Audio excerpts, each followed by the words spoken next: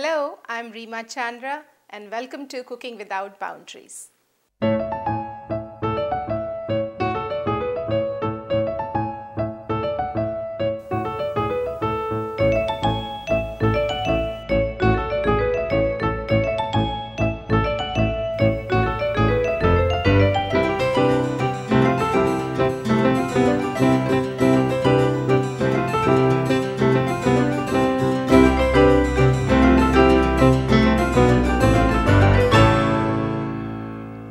I'm Reema. Welcome to Cooking Without Boundaries. Cooking without boundaries, as I have said before, to me means that you come out of your boundaries of what you may not have as ingredients go, or the skills, or a certain day of the week, various things that we enclose ourselves in, and we feel that we are not able to cook. Lack of time, busy lifestyle, all of those things. I would show you how to come out of those and cook something very tasty, very healthy, very easy in a short amount of time with what you have in your refrigerator, with what you have in your pantry and your spice cabinet, and feed your family a very healthy, nutritious and tasty meal. So let's get cooking. Today we'll be making black-eyed peas soup with a touch of kale. So you're bringing lentils, protein, and kale is green, which is full of vitamin A, C, magnesium, calcium, iron, you name it. The second dish we'll be making is garlic flavored butternut squash, very seasonal these days. And the third dish we'll be making would be pesto chicken stir fry with peppers in a wrap. So let's get cooking. Black-eyed peas soup with a touch of kale. What we'll do in this dish is we'll saute kale ahead of time and reserve it to add later. So about 1 teaspoon of olive oil, and as it is smoking, we add kale. Kale gets sauteed very quickly, so you do just for 2 minutes until you see that the leaves are turning really bright green and wilting. Then you know that they have, it's like flash sauteing, and your flame should be medium to high. The pan was hot, so it's getting sauteed very quickly. It's done, so barely a minute, and I will take it out here. Put the pan back. And a 2 teaspoons of olive oil again, 2 teaspoons of chopped, or 2 cloves of chopped garlic. We put that in.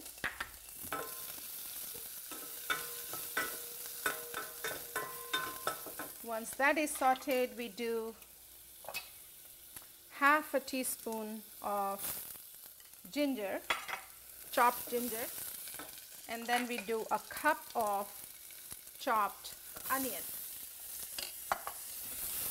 We saute the three together for about 3 to 4 minutes. At this point we should lower our flame. So it's been about 2 minutes. Onion has caramelized, and I'm going to add about half a cup of chopped tomatoes.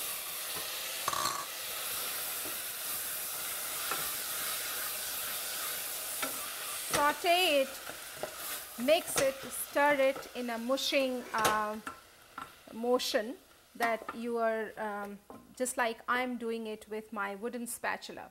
So for making this dish, I use wooden spatula because the motion of this heavy wooden spatula actually mushes the ingredients in and makes it creamy soup like texture which we want. Now that we have added tomatoes, it's not going to it's going to prevent onion from burning, so we can increase the flame a little for cooking to get faster. And tomatoes, I'll saute it for another minute. At this point, I want to add freshly pounded black pepper, a quarter of teaspoon, and half a teaspoon of salt. Let's do that. Freshly pounded. See, this is where I freshly pounded black pepper. Just a little bit of pounding releases the fresh aroma and you know, of any spice, and what that does is gets your appetite going, and everybody looking for that particular dish.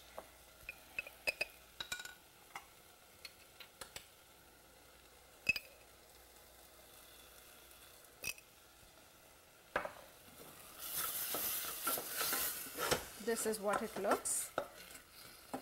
So as you can see, tomatoes are you know, releasing their water, and it's getting little watery in here. Another 30 seconds of sauteing on this flame, and we add black-eyed peas to the pot.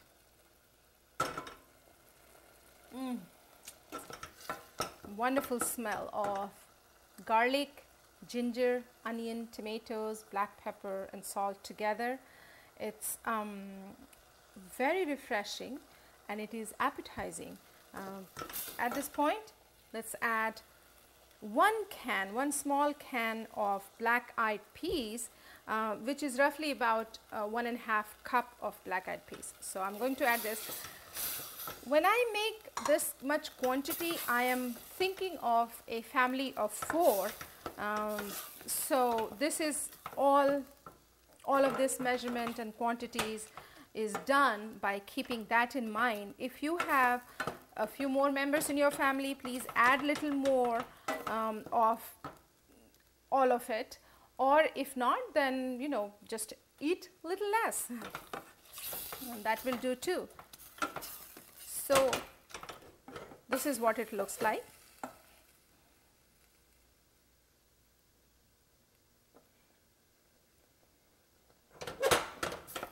Now I'm going to mush it while I'm stirring it lightly. Don't mush it like, you know, you're making mashed potatoes, but just slightly, so that it all becomes mixed together well. At this point, let's add 2 cups of hot water. I have said before also that my cooking habits are that I would put a pot of or kettle of boiling water on stove, water to boil on stove, so that we have it ready when we are ready to cook. It doesn't take much, just to remember that we need to do that. And oftentimes you will need that, some little bit of that hot water, or maybe all of it. So we will let it simmer for 5 minutes on this flame with a lid on top, and we'll come back, check it, simmer it on lower flame. We'll come back, check it, and at that point we'll add the sauteed kale and serve it to our family. As you can see, the soup is ready to for us to mix kale in it, and then serve it in a serving dish. So let's do that. Here is our sauteed kale that we had done it earlier, and you can see adding this gives a nice green, adds a nice green color to it, as well as some more nutrition. Switch off the stove. Let's hold the pot and pour soup out in a serving dish.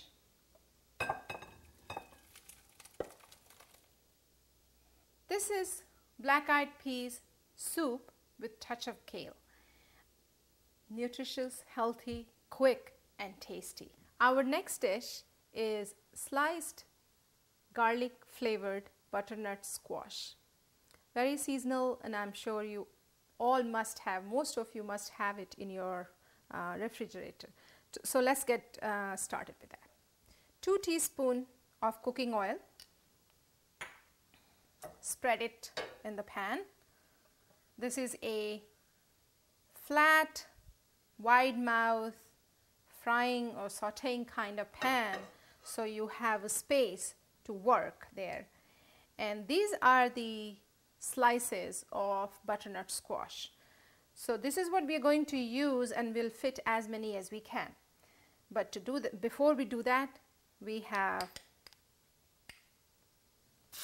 1.5 teaspoons of garlic paste. Where's my spatula? Let's get the spatula from here. How about we do something with flat spatula like this? Spread garlic around. You see how for making this dish I'm wearing an apron?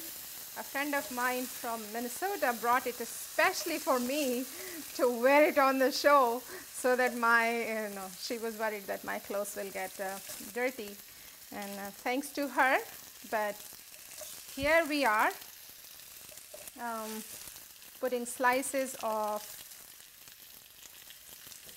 butternut squash in the pan. Can we put one more? Maybe not. We should not try to crowd it, because when we go to turn it over, they can break, and our objective is for them to not break. So let's set the stove at low and cover with a lid. We will let it cook for about 2 minutes, and at that point we'll come back, turn over, add other ingredients and let it cook. It's a very quick dish and a yummy dish. So let's check it back in 2 minutes. They look very good on one side. They have caramelized a little, and we will turn them over as best as we can without breaking them. And smells very good. The smell of fresh garlic is something that is so appetizing. You know, when you enter a restaurant, an Italian restaurant, and you have fresh garlic smelling, that makes you say, ooh, smells nice.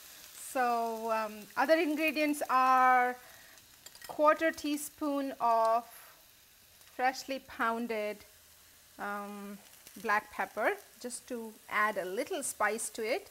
So that was 1/4 teaspoon.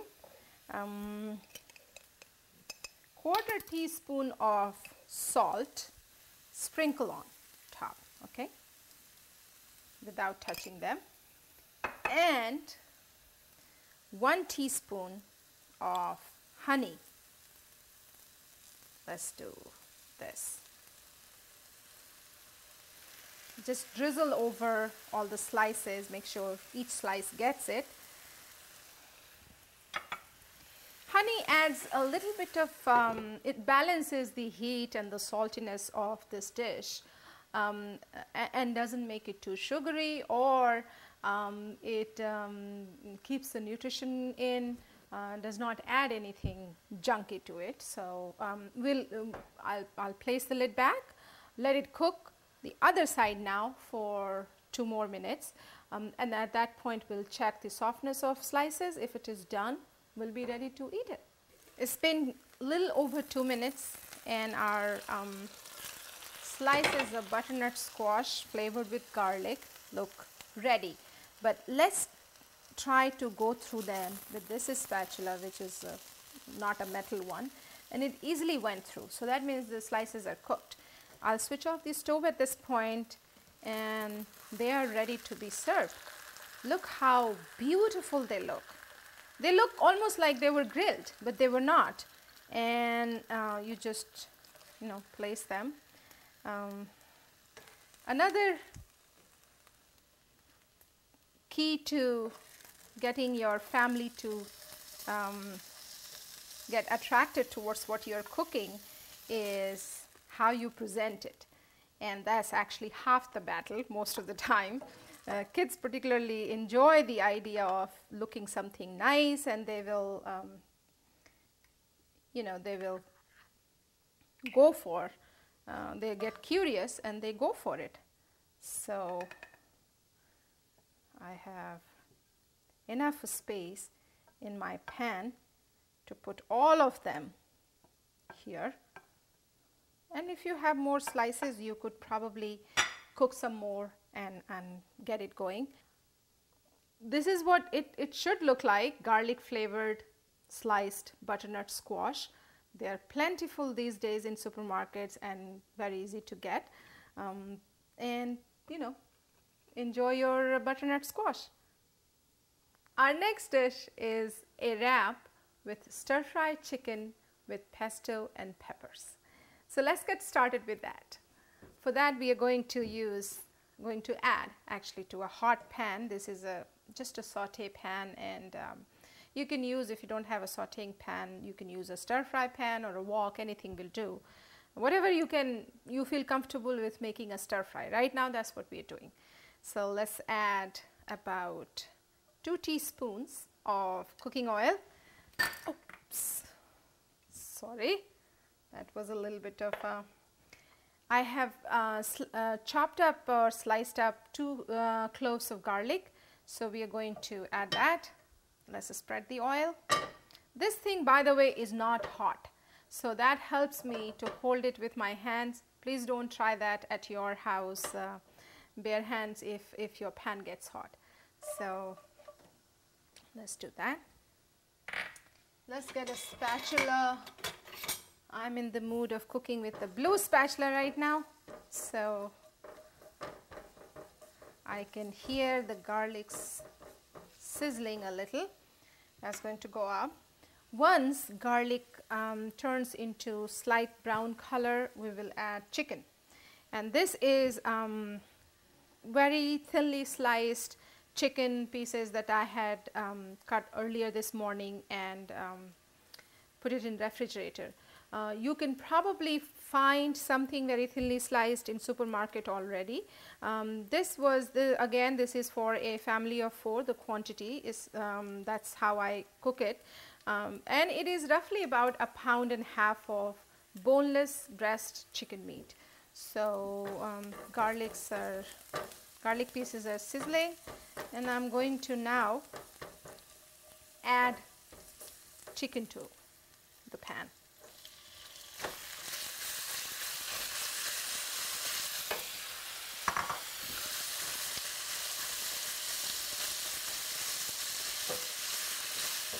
Try to spread it around in the pan as much as you can. Let it cook. This kind of thin pieces of chicken will not take very long to cook, but they're already very thin and small. So I'm going to give it about 5 to 8 minutes to cook about 60 to 70% of it. And then we are going to add more ingredients to it, very few more, peppers, all kinds of peppers, and pesto.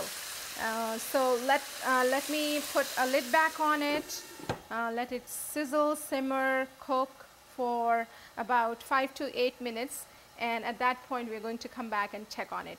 Flame should be at this point low to medium. So this is our small chicken pieces. There is a little bit of water that was released. If you remember, I did not add salt to it in the beginning because that would have made it release more water. So I let it sit on low to medium flame, and there is very little water that was released, but the chicken pieces are cooked at this point. At least 70 to 80% cooked. I'm going to add a medley of peppers, and believe it or not, these came from my freezer. I had a bag of frozen peppers that I said, well, why not use this? So I squeezed the extra water out, and then I add the peppers here. And at this point we'll raise the flame a little so that whatever extra water gets in the pan dries up quickly. Sometimes these frozen peppers come with onions, which is also fine. You can use anything that it comes with. The idea is to add vegetables to it. Add a 1/4 teaspoon of freshly ground black pepper just to add a little kick to it. And this is my freshly prepared pesto. What I did actually this time, one can have a few variations of pesto with garlic, with cheese. This one has olive oil, basil, and pine nuts pounded together. And because I had added garlic here in the beginning, I didn't want to add garlic here, so I'm going to add 2 teaspoons of pesto here.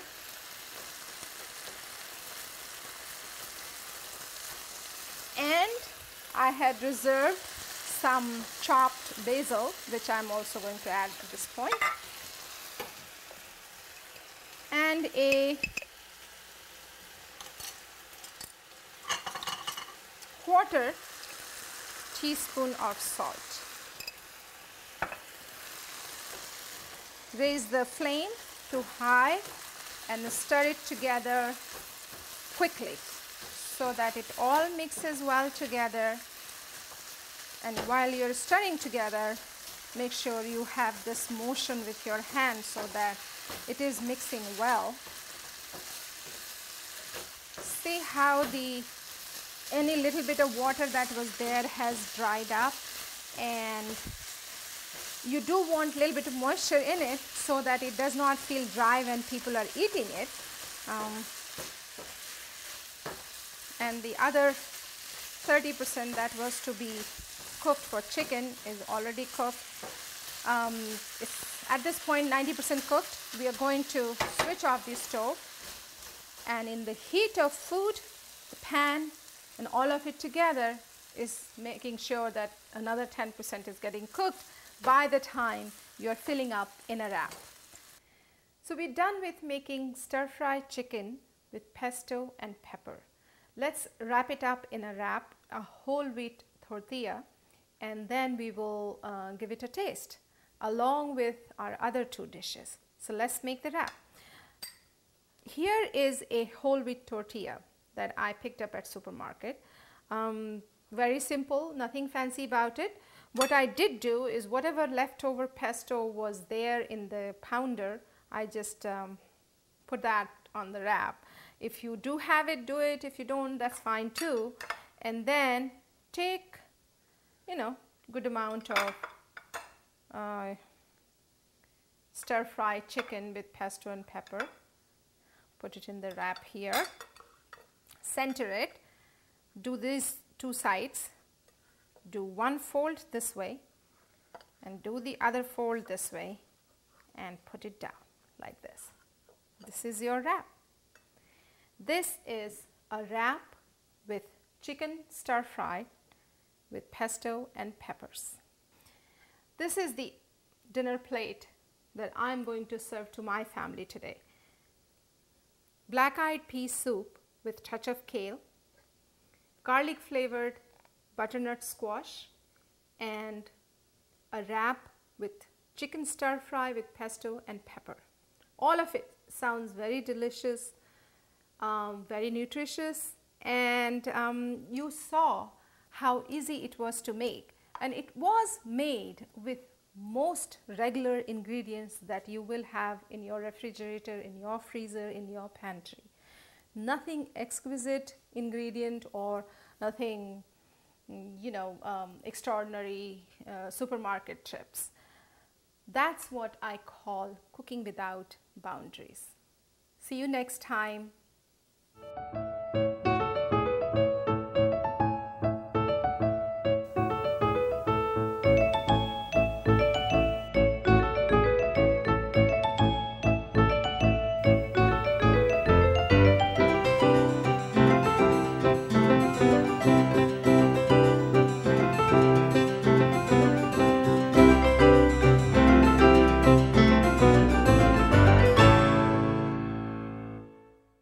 Reema again. It's so good to hear from many of you and would love to hear from more of you. Please send me your questions, your concerns, your requests, any doubts that you might have about a certain dish that you saw me preparing and you want to make it.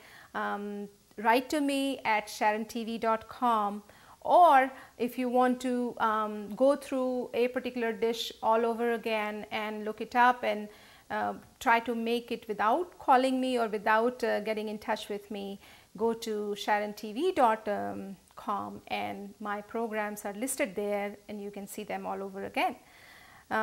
Look forward to hearing from you. Enjoy cooking without boundaries.